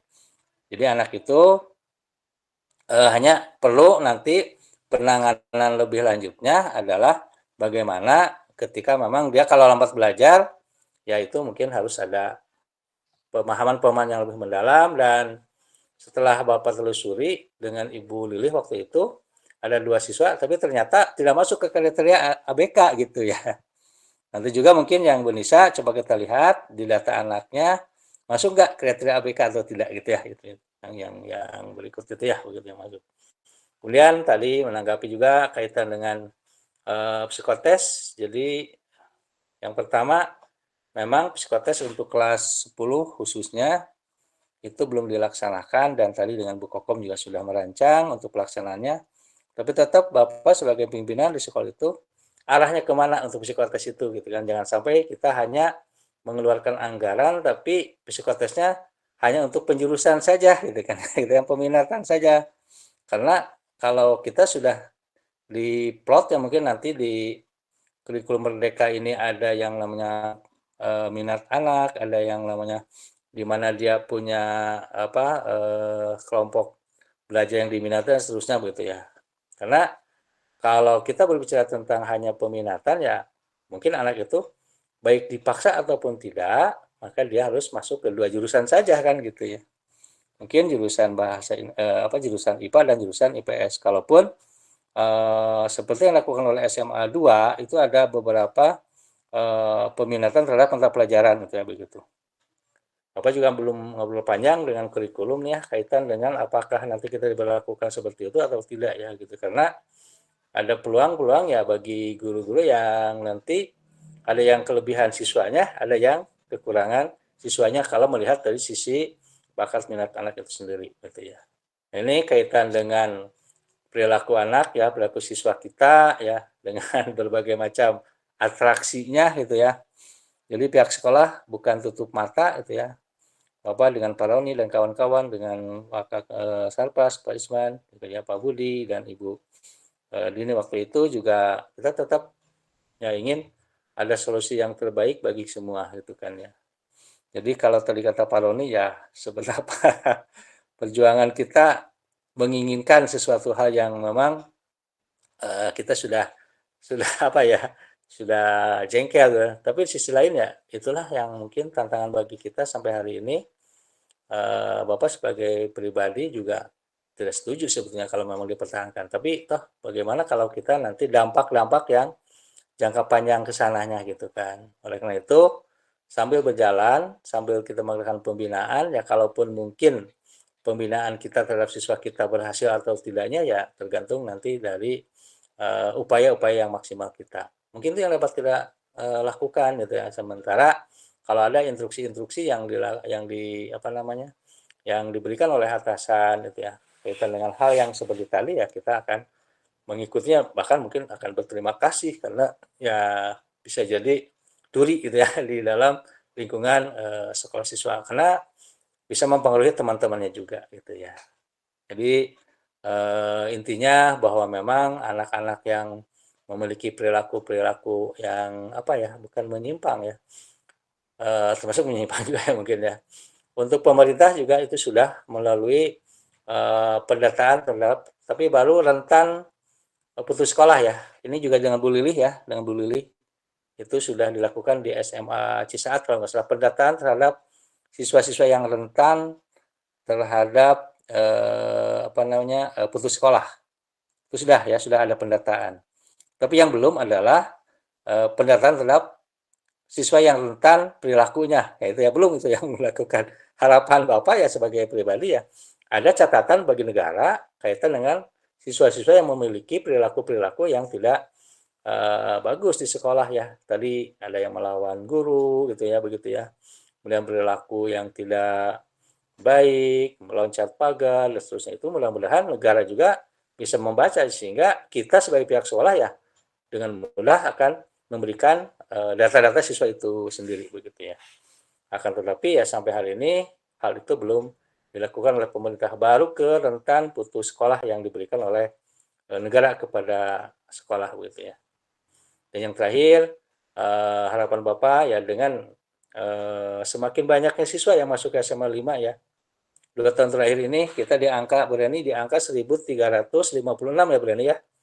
Kurang lebih itu modal dasar kita. Modal besar kita bagi tantangan yang lebih besar gitu kan ya. Karena selalu berdoa mungkin tiap sekolah ketika siswanya sedikit ingin banyak begitu ya. Tapi sekarang kita diberi oleh Allah, anugerah oleh Allah jumlah siswa yang cukup melimpah. Kalau tidak ditahan Pak Roni ya, kita ada di angka 600 700 barangkali itu bisa itu bisa tercapai. Sampai-sampai kepala sekolah harus ganti nomor HP, harus gonta-ganti dan seterusnya. Karena itu hanyalah menahan agar jangan sampai sekolah kita terlalu banyak siswa yang masuk. Karena kebanyakan siswa yang masuk itu siswa yang bermasalah, tadi kata Bu Reni ya, gitu kan ya Bu Reni ya, yang bermasalah. Bahkan yang terakhir kemarin juga ini dengan Pak Budi ya, dengan kawan-kawan juga dengan Pak Roni ya. Karena Bapak sengaja untuk tidak menerima nomor HP dari luar, tapi toh dia masuk ke Bapak, nah Bapak kan dilema ya gitu kan. Bagaimana ketika memang jawaban secara aturan hukum yang kita berikan, tapi ternyata di sana hukum tidak berlaku begitu kan. Seolah hukum tidak berlaku, yang berlaku adalah kekuatan fisik, kekuatan ya kekuatan dari luar kemampuan Bapak gitu kan ya untuk melawan. Kalaupun kita lawan ya tidak baiklah gitu kan bagi presiden itu buruk bagi kita ya sebagai pendidik gitu kan gitu ya. Jadi itu mungkin yang dapat Bapak sampaikan dan terima kasih nih ya. Dan kita juga jangan lupa prestasi kita juga terus meningkat ya, beberapa cabang olahraga itu kan di bawah bimbingan guru olahraga dan kawan seni juga kita terus meningkat sebenarnya prestasi. Bahkan yang masuk perguruan tinggi juga terus bertambah ya begitu. Ini menandakan bahwa memang kita jangan pesimis, kita senantiasa optimis dalam mendidik dan mengajar siswa itu ya pasti dinamika itu akan senantiasa terjadi ya begitu ya. Jadi semangat terus ya begitu kan, manfaatkan ilmu-ilmu kita dan mulailah kita merendahkan diri kita dan mawas diri kita. Kita adalah orang tua terhadap anak-anaknya di usia remaja yang memang kita pun mungkin seperti itu ya. Kalaupun tidak sampai di batas ketidakwajaran gitu kan ya. Itu saja mungkin, sekali lagi terima kasih kepada semuanya, semangat terus, kita berkarya terus. Terima kasih kepada tim P5 ya dan kawan-kawan semua.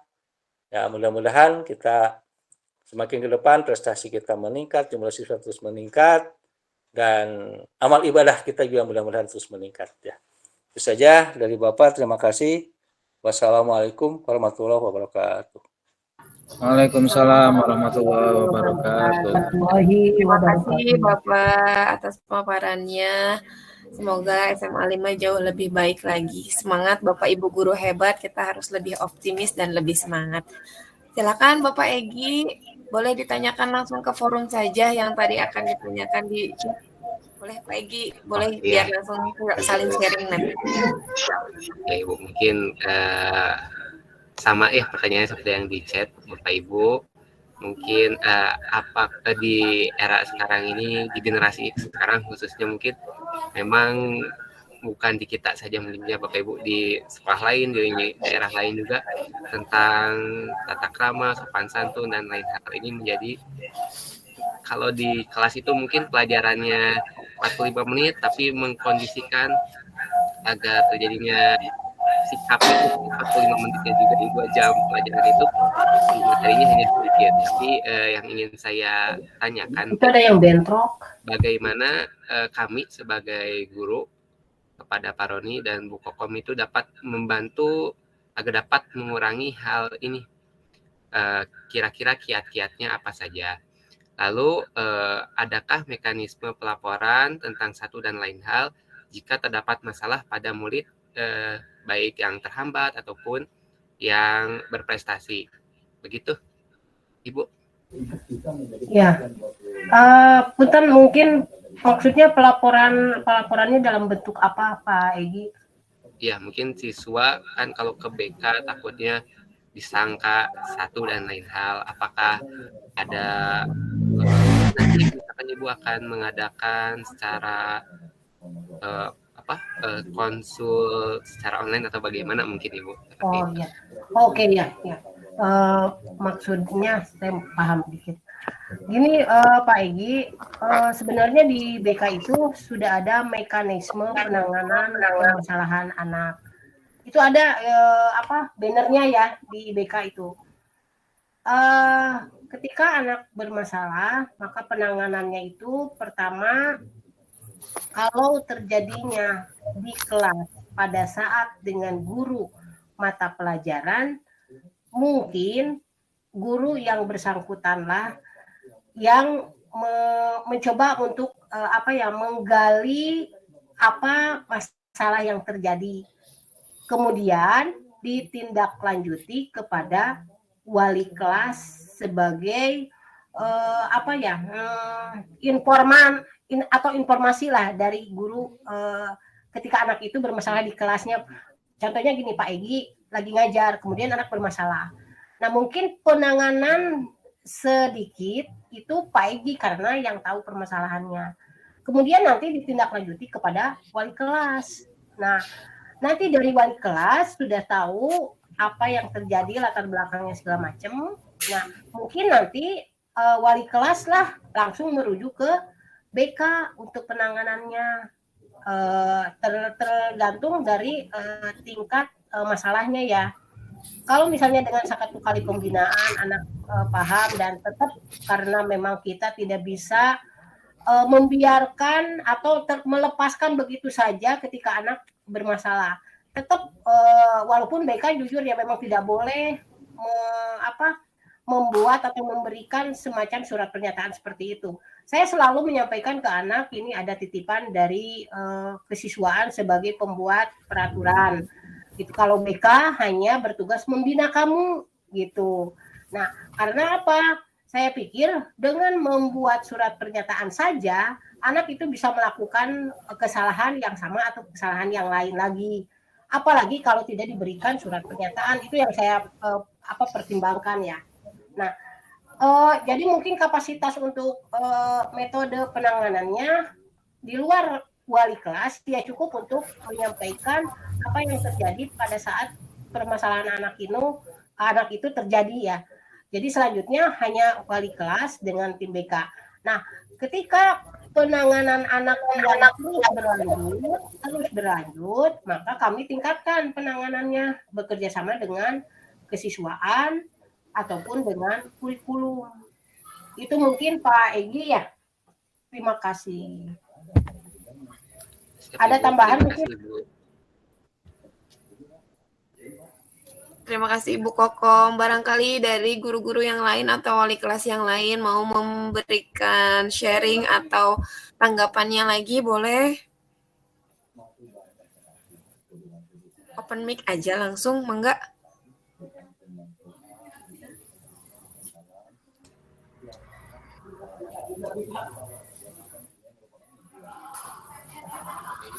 Ibu Anissa, Ibu yang sudah raise hand dari tadi. Bu Anissa, boleh Bu? Assalamualaikum warahmatullahi wabarakatuh. Waalaikumsalam. Iya Ibu, izin bertanya. Jadi dari kelas 12 IPS 3 itu ada salah satu siswa yang jarang masuk sekolah. Nah, setelah ditanya ya dipanggil ke BK, ternyata siswa tersebut tidak bisa sekolah dikarenakan tidak punya ongkos gitu ya Bu ya. Nah, sehingga saya bersama BK melakukan home visit ke rumahnya dan keadaannya itu memang betul seperti itu Bu. Nah, jadi si siswa tersebut dari 1 minggu itu sekolahnya tidak pernah full. Nah, dikarenakan tidak punya ongkos dan harus selang-seling sama adiknya. Jadi misalnya dia hari Senin sekolah, Selasanya nggak sekolah karena jatah buat adiknya. Nah, untuk menangani hal tersebut, bagaimana gitu Ibu? Terima kasih. Oke, terima kasih Bu Anissa. Iya. Ini juga pernah saya dengar ya waktu itu Bu Lili menyampaikan ada pernah kasus yang sama dengan permasalahan anaknya Bu Anissa. Waktu itu kita langsung memfollow up-nya ke kesiswaan karena dan bekerja sama dengan RMA. Nah, solusinya yang waktu anak itu ada infak kalau tidak salah yang dikeluarkan apabila anak tersebut memang tidak mempunyai ongkos. Itu memang tidak besar, tapi paling tidak bisa membantu anak untuk bisa berangkat ke sekolah. Kalau tidak salah dikasihnya itu nggak tahu per hari, nggak tahu per seminggu berapa kali gitu. Tapi besarannya di kisaran sekitar 10.000 itu pernah saya mendengar bahwa di follow up ketika anak memang tidak bisa berangkat dengan alasan tidak punya ongkos, maka tindak lanjutnya adalah sekolah berupaya untuk bisa memfasilitasi anak itu untuk berangkat ke sekolah dengan dana infak dari sekolah atau dari masjid gitu ya. Itu sih Bu Anissa. Tapi mungkin juga saya juga ada pernah kasus gitu, orang tuanya memang tidak mampu, ada di rumah ibunya, bapaknya buruh bangunan yang memang tidak setiap saat selalu bekerja. Nah, ketika anak itu tidak punya ongkos untuk berangkat, saya selalu menyampaikan ke ibunya, Mama, kalau Mama tidak punya ongkos untuk anak Mama berangkat ke sekolah, hubungi saya biar saya jemput anak itu ke sekolah jadi bareng dengan saya. walaupun mungkin secara rute saya harus belok dulu gitu. Dan itu sempat terjadi tidak lama sih, anaknya Bu Elvira ya. Ya, betul. Terus anak itu langsung mengundurkan diri karena dengan alasan mau dinikahkan. Itu kan kalau sudah seperti itu kita nggak bisa membantu lebih ya atau mempertahankan anak itu untuk terus sekolah. Itu karena saya sangat menyayangkan anaknya cukup cerdas lah ya, cukup cerdas. Cuman kalau sudah orang tuanya seperti itu kita kan tidak bisa menahan-nahan. Akhirnya ya udah anaknya mengundurkan diri dengan alasan mau menikah. Nah itu mungkin nanti dari Pak Roni dengan Pak Andika sebagai penanggung jawab di RMA, bagaimana untuk bisa berpikir bersama-sama dengan kondisi anak Bu Anissa ini. Ya mungkin semampunya, tapi tetap Bu Anissa mungkin juga kita lihat juga jarak rumah ke sekolahnya itu seperti apa. Terus khawatir juga anak ini eker begitu tambah nggak ada minat belajar, kurang minat belajarnya. Kan jadi seolah-olah itu alasan gitu ya. Karena ada anaknya Bu Epi itu dari Puri Ciberem 1, dia selalu berjalan kaki setiap hari ke sekolah. Kenapa saya tahu? Karena saya kalau kebetulan lewat suka diajak gitu. Dan kalaupun pulangnya kebetulan mungkin sampai saya menyampaikan begini, Mei kalau Mei pulang, ibu masih ada, kasih kode biar nanti ibu bareng dengan kamu pulangnya. Sampai segitunya. Nah, ini juga jadi bahan pertimbangan buat Bu Anissa. Jadi jangan sampai sudah kita membantu tapi anaknya malas-malasan gitu. Itu ya.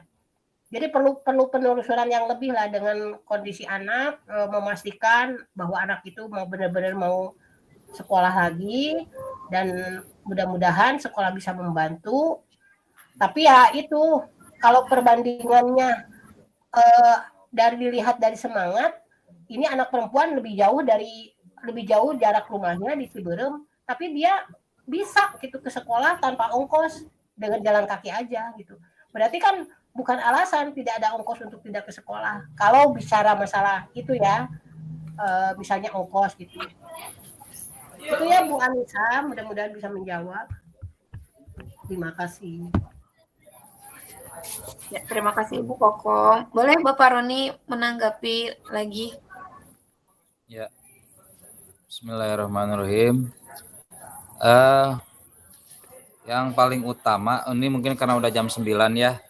Jadi jangan sampai diskusi ini seolah-olah hanya tidak menghasilkan produk apa-apa gitu dari apa yang kita bicarakan malam ini. Yang pasti yang ingin saya sampaikan adalah tentunya segala sesuatu hal yang terjadi di sekolah ini ya kita komunikasikan dengan baik, kita berkomunikasi, kita cari solusi yang terbaiknya seperti apa. Tadi beberapa kan sudah diinikan oleh Bu Kokom, beberapa alternatif solusi kan.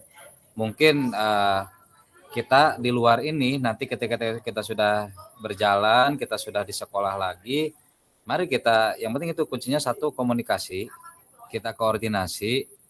Nah, itu yang saya harapkan, disitulah nanti akan kita cari solusi apa saja, karena tentu saja solusi-solusi tersebut akan tidak sama dari permasalahannya dari anak satu ke anak yang lainnya. Kita tidak bisa menyamakan mereka. Artinya solusinya tentunya dari hasil nanti kita komunikasi. Kalau sekarang yang sudah disebutkan oleh Bu Kokom, karena itu yang sudah pernah dilakukan memang seperti itu beberapa. Seperti anaknya Bu Agnes juga yang siapa ya? Si Ocha itu kan Salsa Despita kan, saya kemarin kasih solusinya ketika kan kita tidak selamanya juga kita bisa ngasih nominal uang ya untuk bantuan untuk anak itu. Bahkan saya kasih alternatif, sudah saja berarti kasih waktu juga dia untuk di rumah saja nggak apa-apa gitu. Yang penting tugas-tugas masuk, cuman nah itu tadi apa kuncinya ya komunikasi dengan guru-guru mapel yang lain. Diberitahukan bahwa kondisi anak saya seperti ini. Makanya langkah yang pertama tentunya mungkin ini dari wali kelas bagaimana mendata siswanya, dan data tersebut tentunya harus diketahui oleh semuanya. Bapak Ibu nih kondisi kelas saya ada anak seperti ini, anak seperti ini. Mohon kita menyikapinya bagaimana. Nah kan seperti itu. Jadi dengan komunikasi. Satu itu dengan komunikasi. Yang kedua, yang saya harapkan adalah peningkatan disiplin ya kita gurunya gitu. Peningkatan disiplin kinerja kita semua. Bagaimana kita harus menjadi contoh kan buat siswa yang lainnya. Ya tentunya kita juga harus apa ya, harus meningkatkan diri dulu. Bukan apa-apa karena saya pribadi tentu saja masih banyak kekurangan. Artinya saya kembangkan lagi diri saya mana sih yang harus memang ini baik untuk siswa kita gitu. Karena saya yakin ketika gurunya juga memperbaiki diri terus dan terus menerus, insya Allah juga siswanya akan mengikuti gitu. Itu yang kedua. Yang ketiganya, ketika ada permasalahan, mari kita satu suara gitu. Tidak ada istilah perbedaan, ada guru yang menghukum, ada guru malah yang membela juga. Saya yakin namanya wali kelas tentu namanya pembelaan itu pasti harus ada karena itu anak binaannya. Hanya saja kita perlu perlu saling legowo. Ini yang penting yang terbaik untuk anak ini bagaimana, itu yang saya harapkan sebetulnya ya. Jadi satu suara, jalin komunikasi yang baik dari tiap lini, tiap lini lah, dari atas sampai ke bawah aja, pokoknya semuanya kita jalin komunikasi dengan baik. Karena dengan berkomunikasi tentunya kita akan saling mengetahui, oh kita kurangnya di sini, mungkin gimana baiknya. Nah itu kedepannya kita tingkatkan komunikasi. Nah, karena tadi kan yang dibahas ini adalah bagaimana kita harus membuat satu sistem. Nah, yang berikutnya juga ini kita sistem artinya kita sedang meningkatkan sistem, bahwa SMA 5 ingin punya sistem yang kuat, sistem yang baik. Seperti kata tadi Bu Reni, jauh sekali dia berbeda dunia seolah-olah waktu di SMK di sekolah sebelumnya dan sekarang di Semanli. Ternyata jauh sekali. Nah itulah yang kita bicarakan adalah bagaimana kita memiliki sistem yang kuat. Itu yang terpenting mah saling mendukung, tidak saling menghambat gitu kan. Itu yang saya harapkan di sini. Karena biar bagaimanapun ketika kita bicara uang, siapa yang nggak butuh uang? Ya, pasti semua butuh. Hanya saja kita bekerja di satu lembaga, kita tentunya harus berpikir bagaimana caranya kita mengangkat lembaga ini ya lebih baik lagi, gitu kan yang kita harapkan gitu kan. Jadi tentunya kerjasama yang baik, jalin komunikasi, meningkatkan disiplin kitanya juga sebagai guru gitu kan. Dan jangan lupa juga satu hal yang terpenting adalah kita berserah diri kepada Allah Subhanahu wa taala, kita serahkan kepada Allah. Ketika kita sudah berupaya, kita sudah seperti ini, banyak lagi halangan, banyak lagi rintangan. Tentunya yang perlu kita perkuat adalah bagaimana kita tidak terpancing emosi oleh berbagai hal yang terjadi di sekolah ini. Itu yang saya harapkan, kita tidak terpancing emosi. Jangan sampai membuat keputusan berdasarkan karena kita marah, karena kita kesal gitu kan. Tentunya ya saya yakin dengan keadaan seperti sekarang, mungkin Allah ingin lebih mengetes kita mau jadi guru yang lebih baik seperti apa lagi gitu. Mungkin kalau saya berpikirnya ke sana gitu. Sekarang saya tidak berpikir lagi untuk bagaimana saya mengungkapkan sebuah emosi, saya tidak berpikir lagi ke sana sekarang. Saya berpikir bagaimana kita menyikapi semuanya dengan tenang, dengan komunikasi yang baik sesama guru, ngobrol bareng-bareng, kita cari solusi yang terbaik. Itu saja mungkin yang saya harapkan dari pertemuan ini. Ya kita perkuat sistem kita, itu saja kesimpulannya. Terima kasih, mohon maaf apabila ada kata-kata saya yang tidak berkenan. Semoga apa yang kita bicarakan malam ini menambah banyak wawasan buat kita, menambah banyak manfaat buat kita, bagaimana kita ke depannya harus menyikapi semua permasalahan yang ada di sekolah ini. Terima kasih. Wassalamualaikum warahmatullahi wabarakatuh. Waalaikumsalam warahmatullahi wabarakatuh. Terima kasih Bapak Roni. Ya, sudah sama-sama. jam 9, masih ada 2 orang yang raise hand. Dilanjut dulu apa mau gimana? Mangga, saya mah telangkung. Standby. Bolehlah kita kasih Seru kesempatan ini dulu seru. buat Pak Ahmad dengan Pak Isman ya. Boleh Bapak Ahmad dulu, nanti setelahnya langsung Pak Isman. Mangga Bapak. Terima kasih Bu Rina. Assalamualaikum warahmatullahi Waalaikumsalam warahmatullahi wabarakatuh. Terhormat Kepala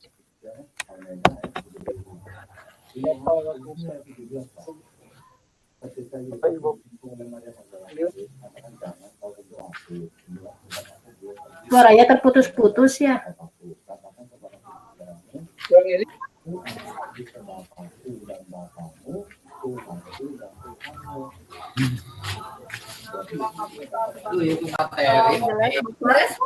Wah, tuh seur kena nunaros baru beres. Itu maksudnya seolah Pak Ahmad, belum kedengeran suaranya Bapak Punten? satu. Tidak. Ahmad suaranya kurang Kuplek, keras. suaranya kuplek Pak Ahmad. Halo.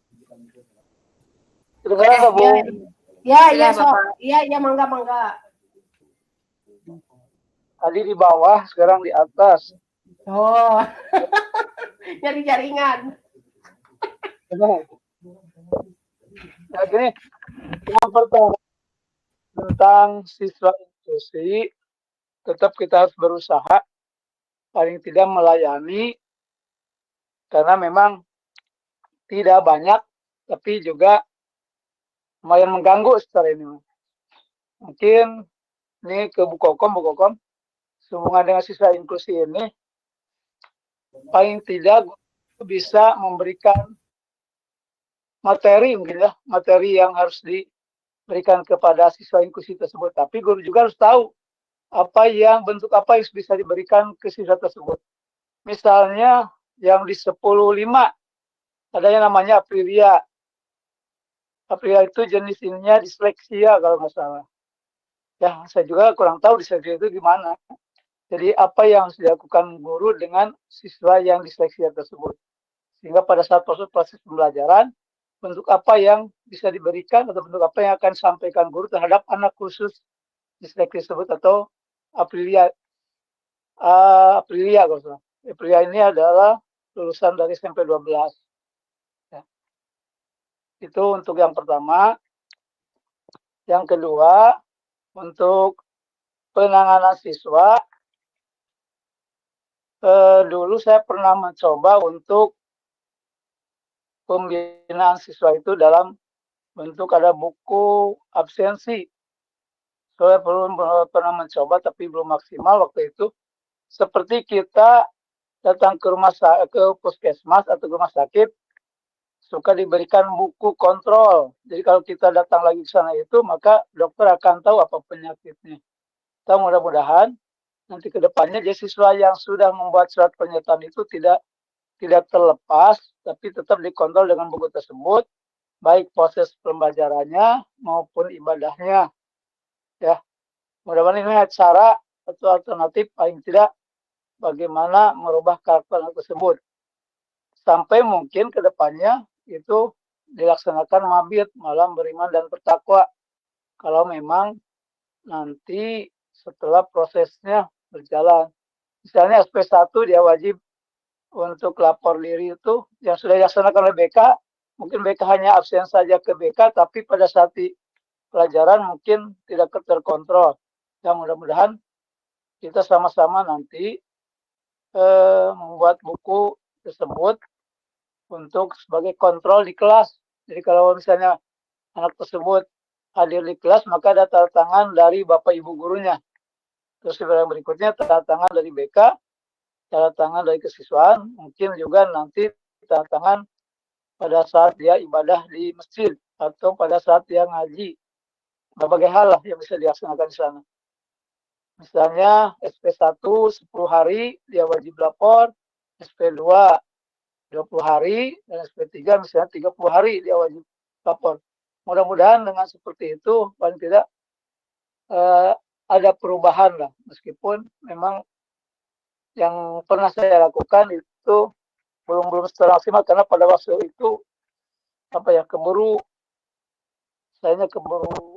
biasa kecewa.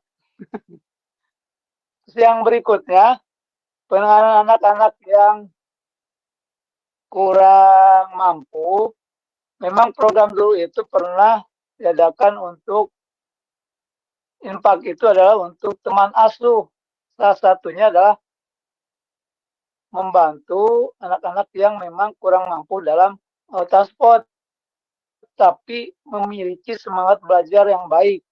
Ya, kalau dia tidak memiliki semangat yang belajar baik, lebih baik dipindahkan atau disuruh keluar aja daripada menjadi beban kalau kita memang tidak mampu untuk merubahnya ya atau memperbaikinya. Waktu itu saya yang menanganinya pada saat dulu itu, sekarang sebenarnya dialihkan ke Pak Andika, ternyata Pak Andika itu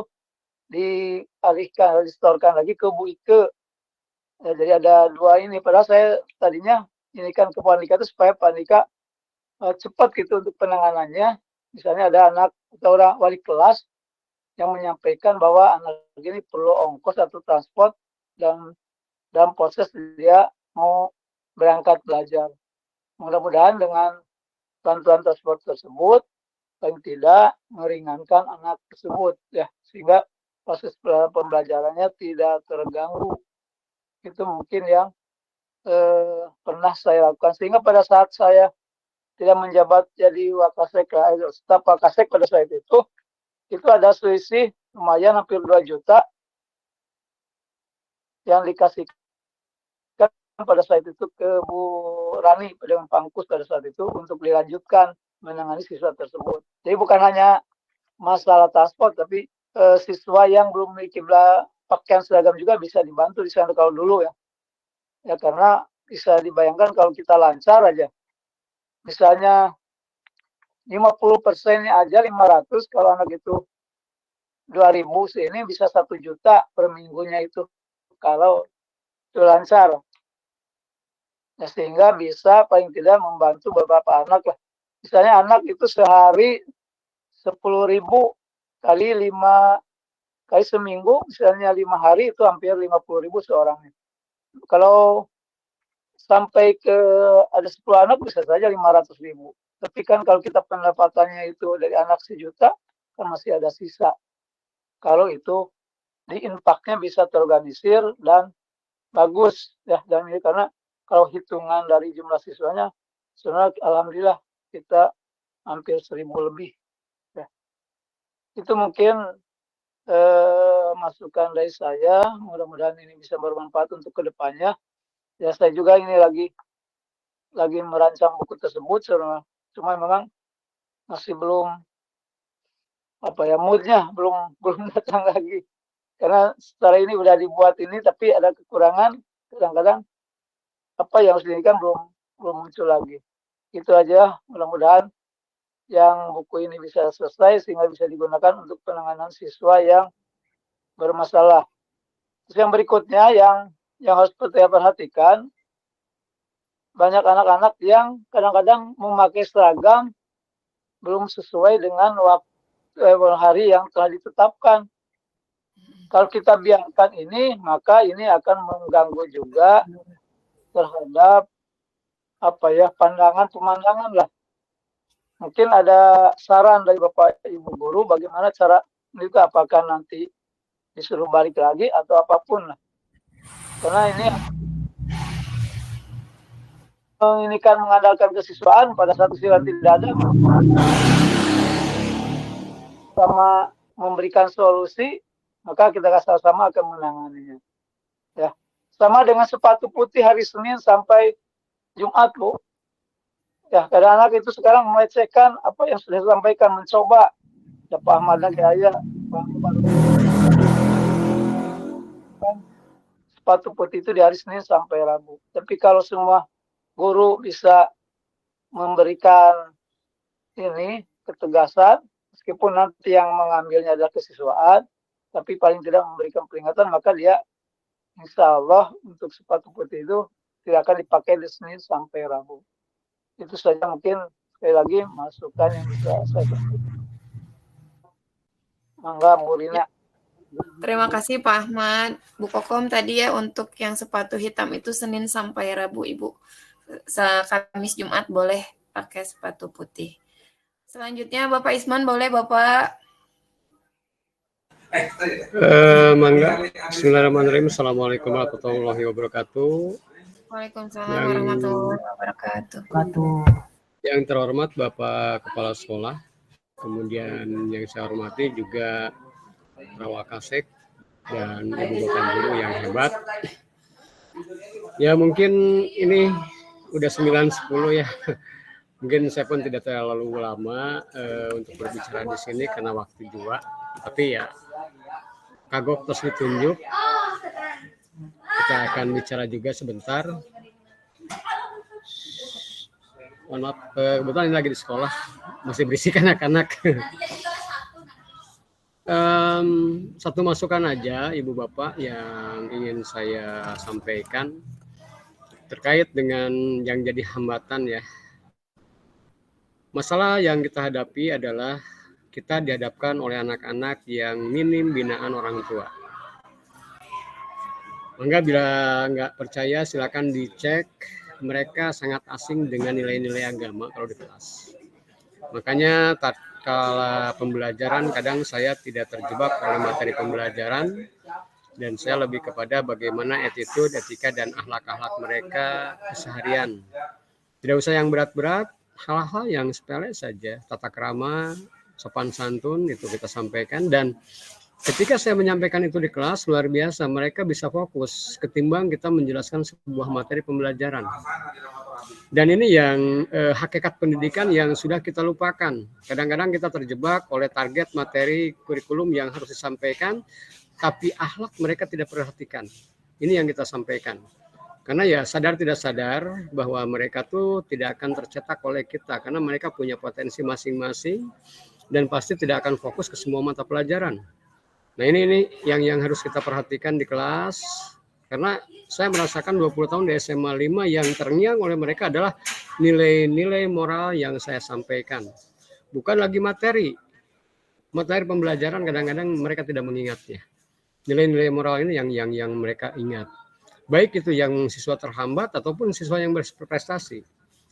Dan bagi saya untuk siswa yang hebat-hebat kelakuannya, bahkan tadi sore saja saya mendapatkan laporan CCTV di kelas 10-4 itu dirusak. Bahkan saya cek juga betul ada anak yang sampai bawa kursi, kemudian bawa sapu, dan tadi anak yang laporan ke saya tuh anak kelas 10-4-nya langsung marah-marah kata dia. Tapi udah cek dari CCTV tadi dengan Pak Dismat. Nah ini juga tantangan bagi kita Ibu Bapak untuk menangani masalah. Nah, intinya kita sebagai guru tidak bisa memponis ataupun menghukum mereka. Toh Allah sendiri menciptakan mereka tidak menghukum di sini, hukumannya di akhirat nanti. Dan kita pun sebagai guru seperti itu. Kita berharap tahun ini luar biasa sekali kasus-kasus anak sampai meledak-ledak. Ini tantangan bagi kita, tantangan bagi SMA 5, cing cirining SMA 5 badai naik. Itu aja tinggal kesabaran kita dan ini ujian Allah buat lembaga kita, buat kita semua bahwa kita sebentar lagi akan dijadikan sekolah buruan oleh masyarakat Kota Sukabumi. Tinggal bagaimana kita menyikapinya. Kemudian untuk yang berprestasi, saya pun sekarang membuka link dengan para alumni dan lain sebagainya. Terutama mereka yang membutuhkan peluang-peluang usaha, peluang-peluang kerja. Saya sekarang sudah menghimpun angkatan 1 sampai angkatan 19, bahkan sekarang sudah terkumpul masing-masing angkatan ada 3 orang perwakilannya untuk dihimpun menjadi sebuah ikatan alumni yang besar dan nantinya bisa membantu sekolah dari berbagai hal yang kita butuhkan. Intinya kita bukan hanya meminta sesuatu secara materi ke mereka,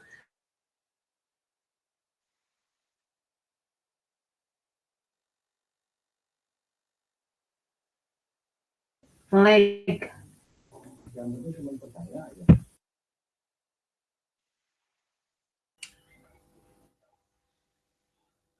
Pak Isman, masih bisa mendengarkan Bapak? Belum ada suaranya Bapak, punten. Koneknya habis berarti nanti. Ya Pak. Oh, udah masuk lagi? Udah, Udah, Pak. Bu. Ya, segitu dulu aja Ibu. Barusan koneksi saya mati ya. Nuhun, hatur nuhun sadayana. Assalamualaikum warahmatullahi wabarakatuh. Waalaikumsalam warahmatullahi wabarakatuh. wabarakatuh. Hatur nuhun Bapak Isman. Hatur nuhun Bapak Ibu semuanya, para guru hebat. Alhamdulillah sudah hari sekarang sudah menunjukkan pukul 9:15. Alhamdulillah semua masih bersemangat juga. Sebelum kita tutup, dari catatan yang sudah saya catat, untuk kita semuanya para guru hebat, marilah kita sama-sama meningkatkan komunikasi kita, koordinasi kita satu sama lain untuk saling bisa berkoordinasi terutama untuk penanganan para siswa kita, baik itu yang terhambat maupun untuk siswa-siswa kita yang berprestasi. Semoga semakin meningkat prestasinya dan semoga yang terhambat semakin berkurang, semoga bisa kita tangani bersama. Terus untuk peningkatan disiplin kerja kita, mari kita sama-sama untuk menjadi contoh guru yang baik untuk para siswa kita. Mudah-mudahan para siswa kita bisa melihat dan bisa berubah menjadi lebih baik lagi. Terus tadi catatan dari Pak Isman, yuk sama-sama kita memberikan nilai moral di setiap pembelajaran kita, di awal pembelajaran kita sebelum kita mungkin memberikan materi pelajaran kita, mungkin kita bisa sedikit menambahkan atau memberikan sedikit value-value atau nilai-nilai moral yang mungkin malah itu yang akan bisa diingat oleh para siswa kita. Semoga pertemuan kita hari ini mendapatkan berkah. Semoga pertemuan kita kali ini bisa memberikan semangat untuk kita untuk bisa memajukan SMA 5 jauh lebih baik lagi. Amin. Saya kembalikan kepada Pak Egy, mangga Pak Egy. Ya, terima kasih Bu Rina telah memimpin sesi berbagi ini. Terima kasih Bapak Kepala Sekolah, Bapak Ibu Kasek, yang juga menghadiri sesi berbagi ini. Terima kasih Bapak Guru hebat. Alhamdulillah, kita tutup saja. Wabillahi taufiq wal hidayah. Assalamualaikum warahmatullahi wabarakatuh. Waalaikumsalam. Pamitannya kita yuk. Assalamualaikum. Nuhun sadayana, pagi nuhun. Punten ya kalau tidak memuaskan. Apa-apa Bu, kita saling berdiskusi Bu nanti. Dan semua Bu, nuhun. Kami, yuk, Assalamualaikum. Assalamualaikum. Assalamualaikum.